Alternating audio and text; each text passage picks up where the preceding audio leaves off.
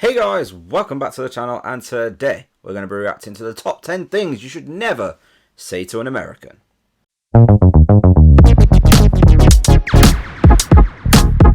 Now, the reason I chose this video today is because I have a friend who lives in America, and I just want 10 things to say to her to wind her up. I mean, she really doesn't care. She's very thick-skinned, she doesn't really give a crap. But yeah, I thought it'd be an interesting one to watch. So let's not waste any time. Let's get into the reaction. If you're new to the channel, you know what to do. Number 10. There's no such thing as American food. Can't say hamburger with a donut for a bun. Surely there is no God here. It's no secret that fusion cuisine spans the U.S. Okay, I do have a story to tell you on this one. So I know an American who a couple of years ago said something to me that just blew my mind. We were talking about pizza, and he said to me, "I'm surprised you eat pizza in the UK because it's an American food." And it just blew my mind because everybody knows pizza is Italian. But he said to me, "Oh, I'm surprised that you eat pizza, that you have pizza in the UK because it's American." And I had to explain that it's Italian. So that was yeah. So I have some experience in this particular one at number 10. So it's an interesting one. The land of immigrants and diverse cultures has inevitably been shaped by a wide range of traditions. But listen, Americans do in fact have a lot of their own regional cuisines. Cajun, Tex-Mex, Pennsylvania Dutch, and soul food, to name a few.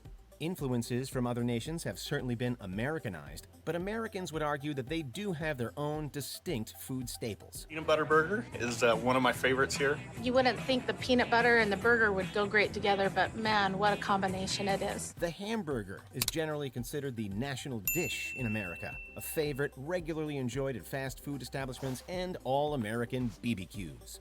If you challenge an Peanut butter on a burger just does not sound good at all.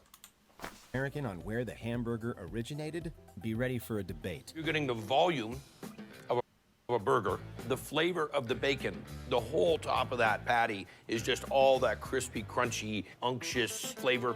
Then on the inside, it's super tender. Number 9. College is so expensive. Just try. I'll go to some ridiculously expensive college and let you buy me a car. There's no need to say this. Americans are well aware. Though many agree that the cost of higher education is outrageously expensive, there's little they can do about it. It's a popular item on political agendas that have long been advocated for. Mention of this in a conversation will likely just make an American angry about something they've already been annoyed with for decades. They've taken out massive student loans, paid the overpriced tuitions, and students have complained about it extensively amongst themselves. Is this really something you should never say to an American? I just feel like it's stating the obvious. You know, if they're obviously they're fully aware of how much it costs, and I just feel like it's just one of those things that's just stating the obvious. It's not something you should never say to them. I just think it is a matter of stating the obvious because there's so many things you can do that with. It doesn't mean you should never say them. It's just you're stating the obvious. So I'm not sure about that one.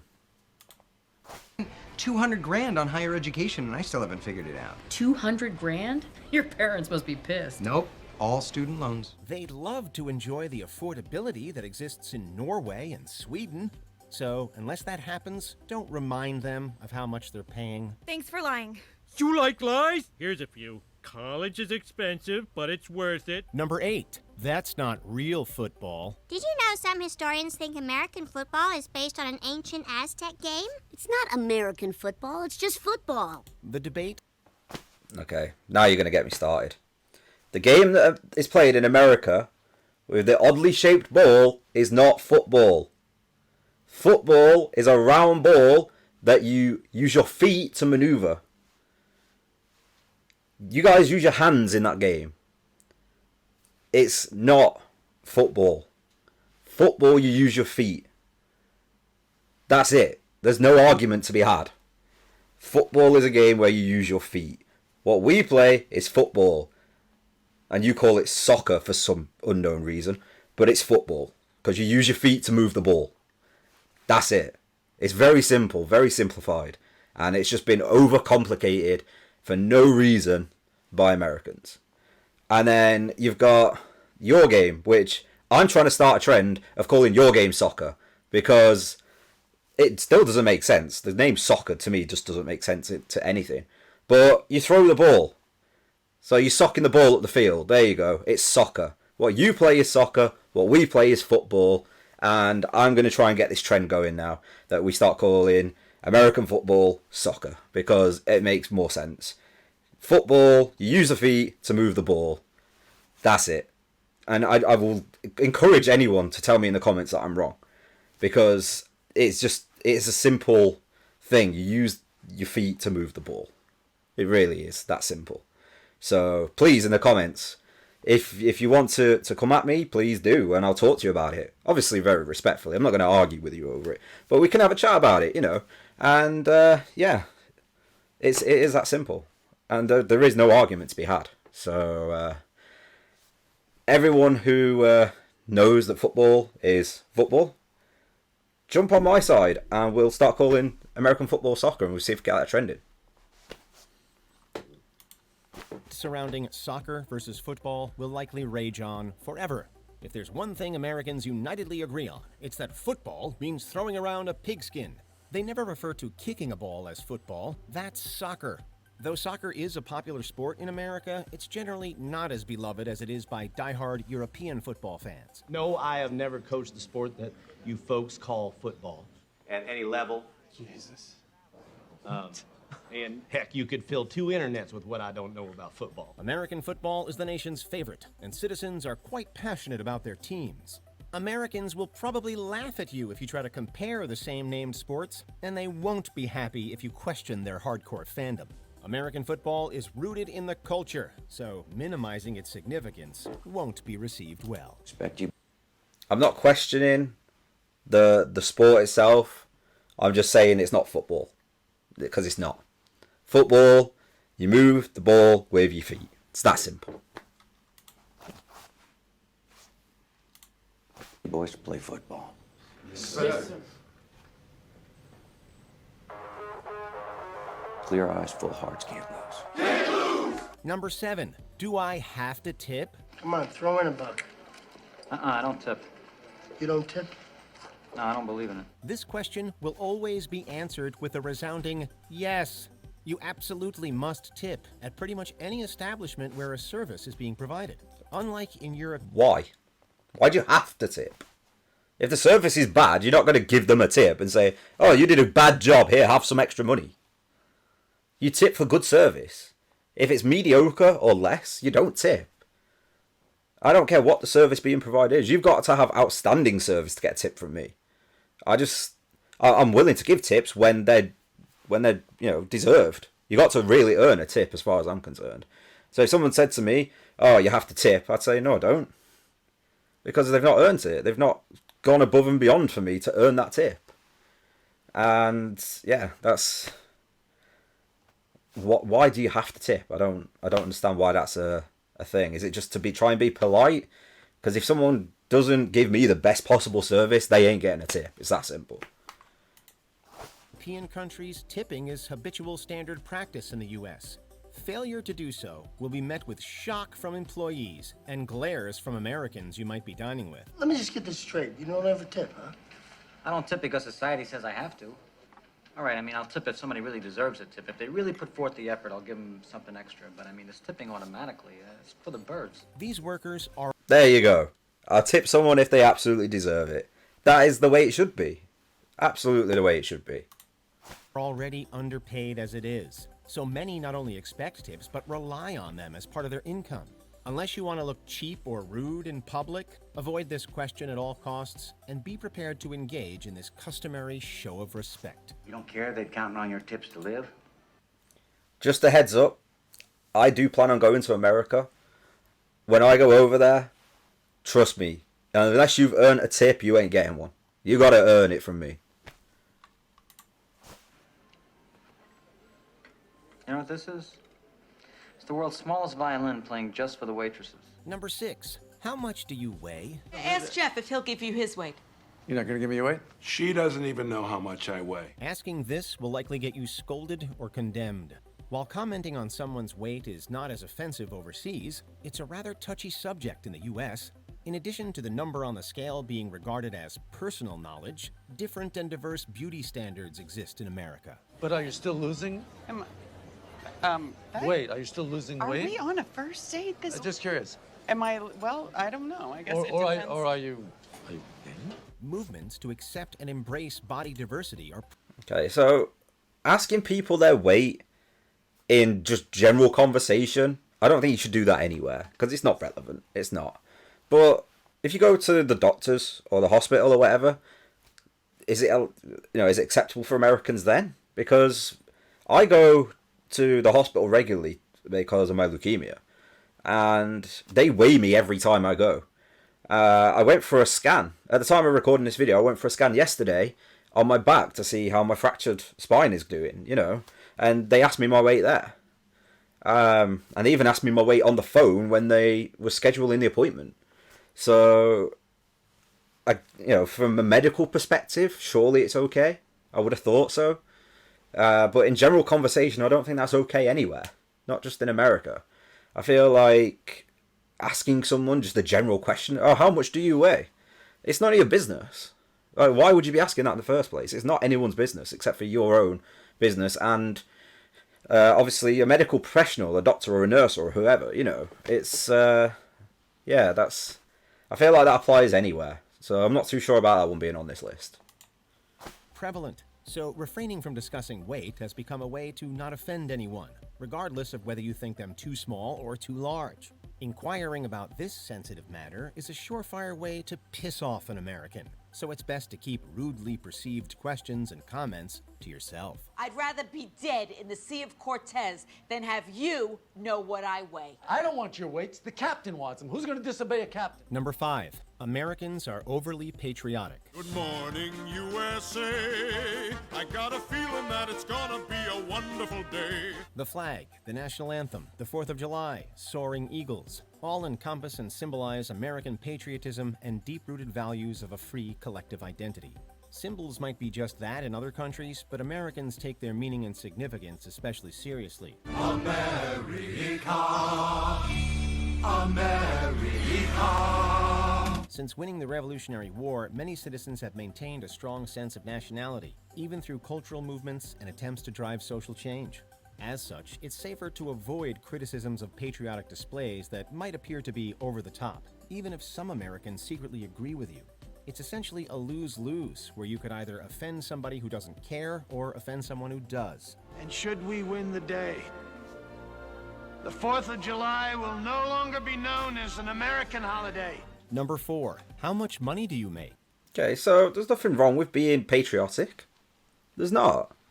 I'm patriotic. I love my country. The way it's run is questionable, but I love my country. I'm very proud to be English. Yeah, there's nothing wrong with being patriotic. Do we have in England every house have their flag flying outside like you see perceived in American TV and films? No. But we are a patriotic group of people. We love our country. I don't think there's a problem with that. So saying that somebody is, obviously saying to an American they're overly patriotic, they're just proud of their country. So I don't see why that's an issue. I don't see why you would say that to them. They're just passionate about their country. The thing that I don't understand is when certain Americans, I mean, it's probably the minority, but think that America is all there is. They think that, my understanding is, in the school system in America, from what my friend has told me, that there's not much in the way of learning about world history. It's just mostly American history. So I feel like a lot of people from school age are led to believe that there's just America. But there is, obviously, the world's massive. There's far more to it than that. Correct me if I'm wrong, please do. But that's my understanding. So I'm just sharing my view based on what I believe to be correct. So if I am incorrect, please let me know. But yeah, it's just, I feel like telling someone they're overly patriotic, maybe you're not patriotic enough, you know. I mean, at the time of recording, yesterday, I watched England versus Italy, you know, and we won 2-1.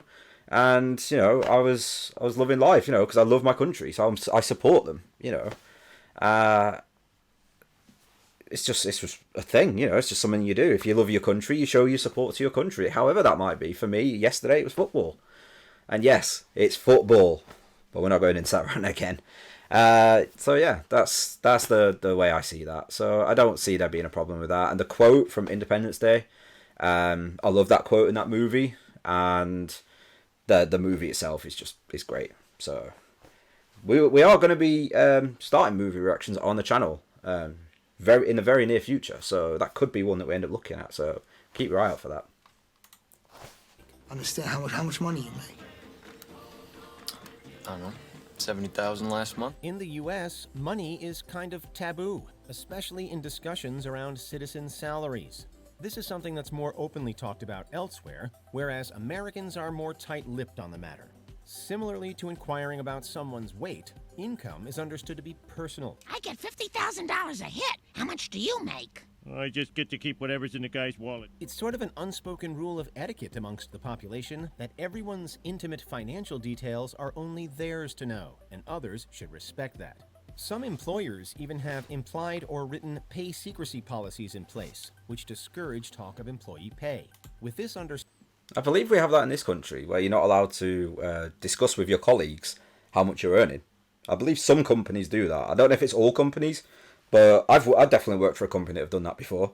It's a big no-no. And it's, again, like with the weight situation, it's not your business how much someone else is earning. I mean, yeah, be curious by all means, but is it really your business if you really think about it? Do you need to be asking people how much they make? Is that going to impact your life in any way? You know, it's not your business. And if they're earning loads and loads of money, then great for them. They've worked hard to get that into that position where they are earning lots of money.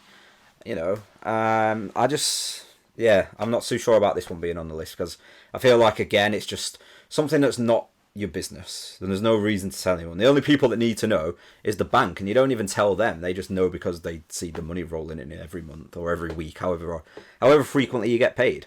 Yeah, that's very much a none of your business type moment. So should you never say it to an American? Maybe. Should you never say it to anyone, is what I'm getting at. Because again, it's none of your business. It doesn't matter where you are in the world. So okay, let's move on.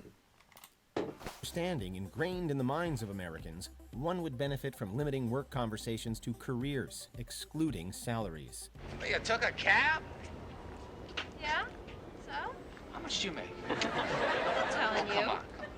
No. Number 3. Your measurement system is crazy. I mean, America, you guys have your own thing, the imperial system, you know? On my side of the world, we use the metric system, and by my side, I mean the rest of the world. Though it's used by pretty much the rest of the world, the metric system isn't used by Americans. So talk of kilometers or anything of that sort will probably be met with blank stares. The U.S. has a more complex and confusing imperial system that is unique to the nation. You explain to me. Yes. How the country that can send men and hopefully women to the moon. Yeah, all and beyond. Still are in gallons and inches. Many Americans would likely admit that the metric system is superior in terms of efficiency, but its adoption is unlikely in the U.S. With that said, you're better off trying to conceptualize measurements with Americans by reverting to descriptions that they would understand. It's about... I'm not good with measurements and things, so I'm terrible with numbers. But I know in this country, we use both. We use a little bit of each. In terms of the rest of the world, I don't know how they operate with their measurement systems. Maybe they dabble in both, maybe not, I don't know.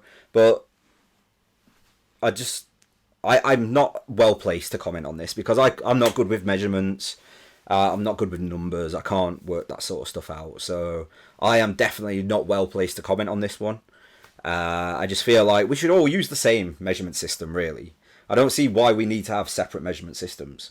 Just use the same one. Make it simple for everybody. Otherwise, you just you confuse people very easily if you start talking in one measurement system. For example, temperature. When I'm talking about temperature with my American friend, she refers to everything in Fahrenheit. I refer to it in Celsius. I just feel like it gets confusing because if she says, "Oh, it's 80 degrees outside," I'm thinking, "That's how are you not dead?" But 80 degrees in Fahrenheit is obviously not the same as 80 degrees in Celsius. And the Fahrenheit thing definitely confuses me. I've had this conversation with someone before. Because obviously 0 degrees Celsius, which is, basically freezing, it's cold, is not the same as 0 in Fahrenheit. Because if you translate 0 Celsius to Fahrenheit, you get an actual number back, and that just confuses me. But yeah, just have one measurement system and make it easy for everyone. That's my point I'm getting at. About 3 football fields long would certainly get your point across. So one of the great things about Americans is we won't change no matter how good it would be for us. Number 2, capitalism sucks. Capitalism is the only way, Leslie. It moves our country forward. It's what makes America great, and England okay, and France terrible. Capitalism is a founding principle of American culture that has evolved into an ideology. It is the system that dominates both major political parties, as free markets and privatization are solid fixtures in American society. Regardless of whether an American is pro or anti-capitalist, the economic subject is touchy and shouldn't be casually introduced in conversation. You're going to be convinced of that till next month when you get to James Lemon. Then you're going to be talking about how the economies of Virginia and Pennsylvania were entrepreneurial and capitalist way back in 1740. Doing so will most likely spark a heated debate that brings the idea of equally contentious socialism into the mix. Americans of varying ages have strong feelings about the economic system on both ends of the spectrum, so steering clear of it altogether is your best bet. Hey fellas, look what I found in my pocket. Look, a year's salary right here. What I call them? Fun coupons. Before we continue, be sure to subscribe. All I'm going to say on that is I wish I could find that much money in my pocket. I really do. To our channel and ring the bell to get notified about our latest videos. You have the option to be notified for occasional videos or all of them. If you're on your phone, make sure you go into settings and switch on your notifications. Number 1, America isn't the greatest country on earth. Can you say... Okay, this one I'm going to get in trouble for with Americans. America isn't the greatest country on earth. It's not. I don't think you can judge a country as the greatest country on earth. And this goes back to what I was saying earlier, in fact. About how some Americans believe that America is all there is in the world. America's still a relatively new country, if you think about it. In terms of time as a whole, America is still very much a new country compared to a lot of other countries. If you look at history, in the UK, we dominated the majority of the world. We took over most of the world at one point. So maybe you could say that we're the greatest because we are such a small island, but yet we were able to take over almost the entire world. I'm not saying we are the greatest for that because it's the way we did it. It's not something to be upheld in a positive light. But what I feel like is you can't just say that one country is the greatest in the world. I mean, I say it to Americans just to get a reaction. I say England is the best. Just because I know they disagree, I just don't think that you can say that one country is the greatest country of them all. Each country offers its own things, we all bring our own things into the world. So we all have our own reasons to be great. Some countries not so great because obviously, some of the stuff that they do, but that's not necessarily down to them. That's down to their world leaders and things like that. So you can't necessarily punish a country for that. You've got to blame the world leader for that because they're the one who's taken the initiative, So I just feel like it's one of those things where we definitely need to stop saying that our countries are the greatest because you just can't prove your country is the greatest in the world. You just can't. So, everyone has their own things to offer, I feel. So we need to make sure that we definitely get that sort of out of conversation as to which country is the greatest, because we all offer our own special things to the world.